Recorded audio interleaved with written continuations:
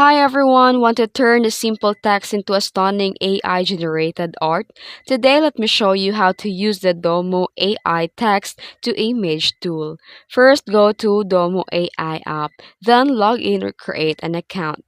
Then from the dashboard, select the text to image feature. This is where your imagination takes form. Now type a detailed description of your image you want to create. The more specific, the better the result. And here is the example prompt: a futuristic neon cityscape at night with flying cars and glowing signs. Then you can choose your art style, whether it's realistic, anime, and more.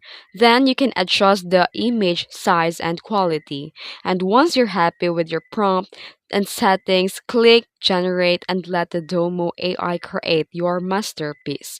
And when it's done, preview your image. You can download it or upscale it for even a higher resolution.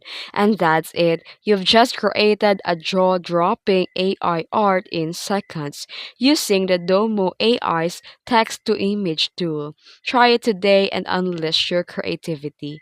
If you found this tutorial helpful, don't forget to like and subscribe for more tips. Thanks for watching.